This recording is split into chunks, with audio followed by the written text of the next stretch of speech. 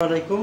ষষ্ঠ গণবিজ্ঞপ্তিতে কখন কাগজ পাঠাইতে হবে? অনেকে বলতে যে স্যার আমরা কখন কাগজ পাঠাবো এনটিআরসিতে। এখন এখানে দুইটা অপশান। বিগত যে গণবিজ্ঞপ্তিগুলো হয়েছিল সেগুলোতে কিন্তু প্রাথমিক সুপারিশ করছিল এবং প্রাথমিক সুপারিশ করার পর কিন্তু কাগজ পাঠা লাগতো। এখন ষষ্ঠ গণবিজ্ঞপ্তি প্রাথমিক সুপারিশ করবে নাকি সরাসরি রিকমেন্ডেশন লেটার দেবে, এখনও কিন্তু কোনো সিদ্ধান্ত হয়নি। এখন এই ষষ্ঠ গণবিজ্ঞপ্তি যদি কারো প্রাথমিক সুপারিশ করে, প্রথম একটা পড়ে হচ্ছে প্রাথমিক সুপারিশ।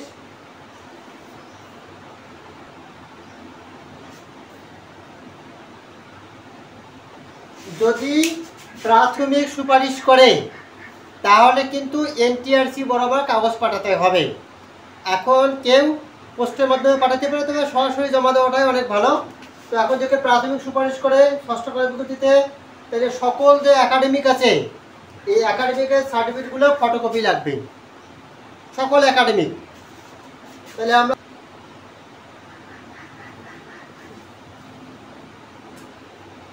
সকল একাডেমিক সার্টিফিকেট যেগুলো আছে মার্কশিট সবগুলোতে ফটোকপি একটা কপি লাগবে এবং সপ্তাহিত লাগবে।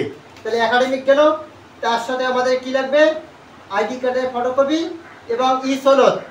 আমরা যেহেতু ই সনদ ৮০০০ নিবন্ধনে পাওয়া হয়েছে, তো ই সনদটা একটা ফটোকপি করে দিতে হবে। তাহলে একটা ই সনদ। তো এই কাগজগুলো যদি প্রাথমিক সুপারিশ করে ষষ্ঠ গণবিজ্ঞপ্তিতে, তাহলে একাডেমিক লাগবে, একাডেমিকের সকল সার্টিফিকেট যেগুলো আছে মার্কশিট সবগুলো ফটোকপি এবং সপ্তাহিত করতে হবে, এবং আইডি কার্ডের ফটোকপি এবং ই সনদ এনটিআরসি অফিসে গিয়ে জমা দিতে হবে।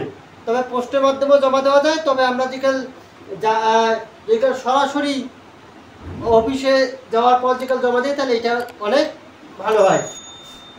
এরপর যদি কাল রিকমেন্ডেশন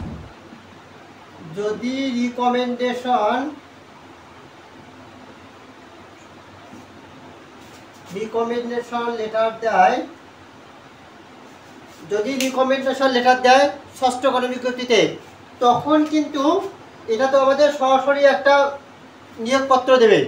তখন কিন্তু আমাদের এই কাগজগুলো, এই যে একাডেমিক সার্টিফিকেট যে ফটোকপিগুলো, এইগুলো কিন্তু তখন আর এনটিআরসি অফিসে কিন্তু জমা দেওয়া লাগবে না। এনটিআরসি বরাবর কিন্তু আমাদের এই কাজগুলো সেন্ড করা লাগবে না যদি রিকমেন্ডেশন লেটার দেয়। তবে ষষ্ঠ গণবিজ্ঞপ্তিতে প্রাথমিক সুপারিশ দেবে নাকি রিকমেন্ডেশন লেটার দেবে এখনও কোনো সিদ্ধান্ত হয়নি। তবে দ্রুত সিদ্ধান্ত হবে যে আসলে প্রাথমিক সুপারিশ করবে নাকি রিকমেন্ডেশন লেটার দেবে। তাহলে আমরা কাগজ কখন পাঠাবো? এনটিআরসি অনেকের প্রশ্ন, যে কাগজটা আমরা কখন পাঠাবো? যদি প্রাথমিক সুপারিশ করে ষষ্ঠ গণবিজ্ঞপ্তিতে, তাহলে কিন্তু আমাদের এই কাগজগুলো কিন্তু এনটিআরসি অফিসে গিয়ে জমা দিতে হবে। তবে পোস্টের মাধ্যমেও জমা দেওয়া যায়, তবে আমরা যেকাল সরাসরি অফিসে যাওয়ার পর যেকাল জমা দিই তাহলে এটা অনেক ভালো হয়। আর যদি প্রাথমিক সুপারিশটাকে রিকমেন্ডেশন লেটার দেয়, তাহলে আমরা এই কাগজগুলো কিন্তু আমরা আর আমাদের এনটিআরসি অফিস বরাবর কিন্তু আর পাঠা লাগবে না, বা আমাদের যে জমা দেওয়া লাগবে না। আমরা সরাসরি এই রিকমেন্ডেশন লেটার ডাউনলোড করে প্রতিষ্ঠান, যে প্রতিষ্ঠানে সিলেক্ট হব ওই প্রতিষ্ঠানে যে আমরা সরাসরি নিয়োগ হতে পারবো, এবং রিকমেন্ডেশনে দেওয়া থাকবে কত তারিখ থেকে কত তারিখের মধ্যে এই নিয়োগ প্রক্রিয়া সম্পূর্ণ করে ইয়েস অপশান প্রতিষ্ঠান প্রদান ইয়েস অপশানটা ওকে করবে। তো এই হচ্ছে আমাদের এই প্রাথমিক সুপারিশ বা রিকমেন্ডেশন লেটার কখন কোনটা দিলে আমরা কি করব, এই হচ্ছে তার তথ্য।